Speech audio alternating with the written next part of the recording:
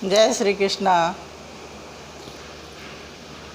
श्रीमद् भागवत गीता में हम लोग चौथे अध्याय को सुन रहे हैं, जिसमें 22 श्लोक तक हम लोग सुन चुके हैं।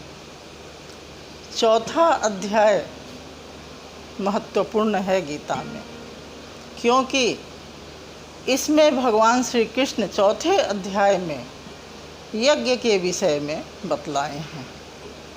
अब जो मैं श्लोक सुनाऊंगी 23वें श्लोक से, वह यज्ञ के विषय में होगा, जिसके करने से ही हमें अपना स्वरूप प्राप्त हो सकता है, ईश्वर का साक्षात्कार हो सकता है, परमात्मा की प्राप्ति हो सकती है। इसके पहले नहीं। कुछ भी कर लें, यज्ञ के आचरण यदि हम नहीं कर रहे हैं तो हमें अपने स्वरूप को प्राप्त करने के लिए भगवान नहीं कहते हैं। यज्ञ का प्रक्रिया ही कर्म है, यज्ञ की प्रक्रिया ही कर्म है, आराधना की क्रिया ही कर्म है। इस विषय पे हम लोग अभी तक सुनते आए हैं। चौथे अध्याय में कहते हैं 22वें श्लोक में जो हम लोग सुन चुके हैं, कहते हैं बिना इच्छा के जो कुछ प्राप्त हो जाए उसमें संतुष्ट रहे और ईर्ष्या रहित रहे, और द्वंद्वों से यानी मान अपमान, लाभ हानि, सुख दुख आदि द्वंद्वों से रहित हो, वह भगवान को प्राप्त करने के योग्य होता है, क्योंकि वह संतुष्ट रहता है, वह लिप्त नहीं होता है।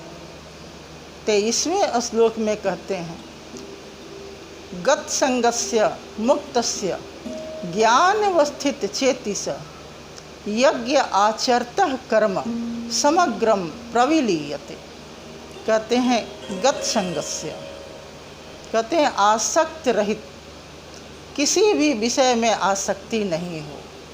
मुक्तस्य, देहाभिमान और ममता से रहित हो, देह का अभिमान नहीं हो, उसे यह ज्ञान प्राप्त हो कि देह का अभिमान नहीं हो, और ममता रहित हो।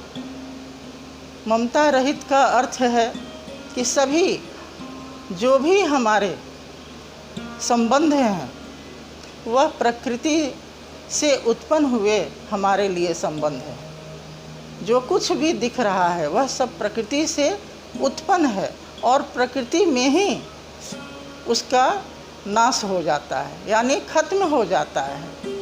यह देह भी खत्म हो जाता है, और ये जो ज्ञान है वह आत्मा के लिए है। आत्मा और परमात्मा के मिलाने का योग जिसे कहते हैं, उसका यह जो भगवान श्री कृष्ण ने उपदेश दिया है उस विषय पे है। तो कहते हैं गत संगस्य मुक्तस्य ज्ञान अवस्थित चेतिस। कहते हैं ज्ञान, परमात्मा के साक्षात्कार का जिसे ज्ञान है, जो उसमें स्थित है, यज्ञ आचरतः कर्म समग्रम प्रविलीयते। यज्ञ के आचरण करते हुए उसका समस्त कर्म विलीन हो जाता है। यज्ञ के आचरण करने से समग्रम प्रविलीयते। 23वें श्लोक में भगवान श्री कृष्ण कहते हैं वह मुक्त होता है, वह परमात्मा से सिर्फ संबंध रखता है, क्योंकि वही उनके संबंधी हैं।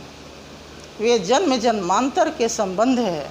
केवल कह देने से नहीं होगा कि त्वमेव माता च पिता त्वमेव बंधु च सखा। उन्हें मानना पड़ेगा। यहाँ जो भी संबंध है उसे हम निभाएं, किंतु उसमें आसक्त नहीं हो। यह तत्व ज्ञान है।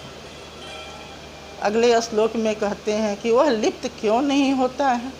इस पर कहते हैं ब्रह्म अर्पण, ब्रह्म हवि, ब्रह्माग्नो, ब्रह्मणाहुतम, ब्रह्म एव तेन गंतव्यम, ब्रह्म कर्म समाधिना। कहते हैं ब्रह्म अर्पण, जो यज्ञ होता है, जो हम लोग बाहरी यज्ञ देखते हैं, जो अग्नि कुंड होता है वह ब्रह्म मानता है। जो परमात्मा का साक्षात्कार कर लिया है उसमें जो भी सामग्री होता है ब्रह्म अर्पण, वह अर्पण कर।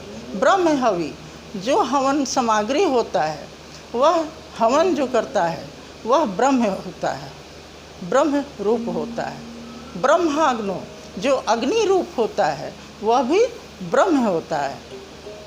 ब्रह्माग्नो ब्रह्मणाहुतम, और जो भी उसमें हवन डालता है हवन कुंड में, वह भी ब्रह्म होता है। और जो कुछ भी उस यज्ञ के करने से परिणाम होता है, जो फल होता है, वह भी ब्रह्म होता है। यानी कर्म का फल परमात्मा होता है। अर्थात जो पुरुष इस पराकाष्ठा को जान जाता है, वह उससे, उस परमात्मा से अलग नहीं रहता। इसलिए वह कर्म कोई परिणाम उत्पन्न नहीं करता है, इसलिए फल भी वही होता है। कर्म का फल परमात्मा होता है। उसी की प्राप्ति के लिए वह यज्ञ करता है, जिसमें जो भी होता है वह इस पूर्ण विश्वास के साथ करता है कि यह ब्रह्म ही सब कुछ है। ये तो हुआ पराकाष्ठा। ब्रह्म के विषय में जो इस तरह से जान जाता है, यह यज्ञ की पराकाष्ठा है। लेकिन प्रारंभिक यज्ञ कौन सा होता है, उस पे कहते हैं दैवम एवं अपरे यज्ञम योगिनः प्रजुपासिते ब्रह्माग्नो अपरे यज्ञम यज्ञेन अपजुहति। कहते हैं दैवम एवं, अन्य योगी जन जो होते हैं देवताओं को पूजते हैं, वे पूर्ण निष्ठा के साथ देवता रूप यज्ञ को पूज करते हैं। वे आत्मा से उस देवता में अभेद दर्शन करते हैं, उस परमात्मा की हैं। ऐसा नहीं है कि उस परमात्मा, ये जो भी यज्ञ भगवान श्री कृष्ण गीता में बतलाए हैं वह परमात्मा को प्राप्त करने के लिए है। तो देवताओं को आरंभिक क्रिया जो होता है, जो पहले यज्ञ में जो प्रवेश करते हैं, वे दैवी संपत्ति को बढ़ाते हैं, अर्थात देवताओं का पूजन करते हैं।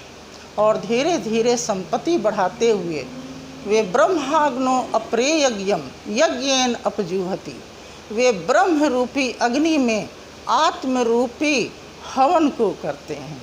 उसमें आत्मा से उस ब्रह्म रूपी अग्नि में हवन डालते हैं। वे ब्रह्म का अभेद दर्शन करते हुए उस ब्रह्म में अपने आप को स्थित कर देते हैं। यह हवन कहलाता है। यानी वह अनन्य भक्ति से एक परमात्मा के लिए अपने चित्त को ज्ञान से संपादन करके लगा देते हैं। कहते हैं इस प्रकार से वे अन्य योगी जन होते हैं, जो इस प्रकार से, ये सब आंतरिक यज्ञ है। अपने भीतर जो यज्ञ करना है भगवान उसके विषय में कहे हैं, बाहरी यज्ञ के विषय में नहीं बतला रहे हैं। अगले श्लोक में कहते हैं श्रोत्रादीनि इंद्रियाणि अन्य इंद्रियाग्निषु जुहति शब्दादीनि विषयानि अन्य श्रोत्रादि इंद्रियाणि अन्य संजम अग्नि जुहति शब्दादीनि विषयानि अन्य इंद्रियाग्नि से जुहति। यहाँ कहते हैं कि श्रोत्र आदि, श्रोत्र, नेत्र, त्वचा, जिह्वा और नासिका रूप जो इंद्रिय हैं, वैसे संयम रूप अग्नि में हवन कर देते हैं। उसे संयम से रोक लेते हैं, उसे उद्वेलित होने नहीं देते हैं। और शब्दादीनि विषयान अन्य, और जो शब्द, स्पर्श, रूप, रस, गंध जो विषय है, उसे इंद्रिय रूप अग्नि में हवन कर देते हैं। वे जैसे शब्द तो बहुत ही जो विषय है घातक होता है, इसलिए कहते हैं शब्द संभाल कर बोलना चाहिए। वे इस विषय को इंद्रिय रूप अग्नि में हवन कर देते हैं। अगले श्लोक में उन्नत अवस्था के यज्ञ के विषय में बतलाते हैं। कहते सर्वाणी इंद्रिय कर्माणि प्राण कर्माणि च अपरे आत्म संयम योगाग्नो जुहति ज्ञान दीपिते। भगवान श्री कृष्ण यहाँ कहते हैं कि यह सबसे उन्नत अवस्था का यज्ञ है, इसलिए कि सर्वाणी इंद्रिय कर्माणि, कहते हैं कि सभी इंद्रियों के कर्म को और प्राण रूपी क्रियाओं को रोक कर मन से आत्म संयम योगाग्नो, आत्म को संयम करके उस आत्म संयम रूप अग्नि में हवन कर देते हैं। इंद्रियों को और प्राण के दोनों की क्रियाओं को रोक लेते हैं और आत्म संयम रूप अग्नि में हवन कर देते हैं।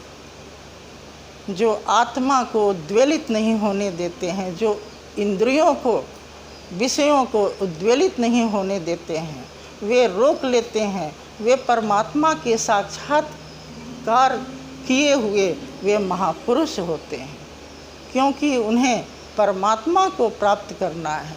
इस प्रकृति में रहते हुए उस परमात्मा को प्राप्त करने के लिए ये सब यज्ञ को भगवान श्री कृष्ण ने बतलाए हैं।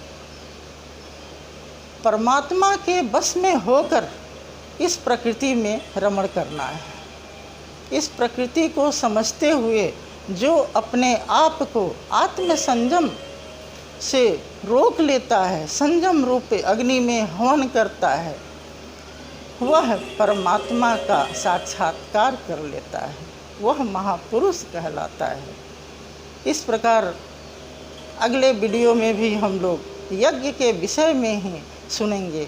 जो बाहरी यज्ञ के विषय में भगवान श्री कृष्ण यहाँ नहीं बतलाए हैं, उसके आधार पर ही यज्ञ के विषय में बतलाए हैं। वह भी एक यज्ञ होता है, लेकिन उसमें भी कर्म का फल परमात्मा हो तो जानकर ही वे यज्ञ करते हैं। इसलिए परमात्मा को प्राप्त करने के लिए जो यज्ञ बताया गया है, उसे हम लोग ध्यान से सुने और समझे। हरि ओम तत्सत, हरि ओम तत्सत, हरि ओम तत्सत।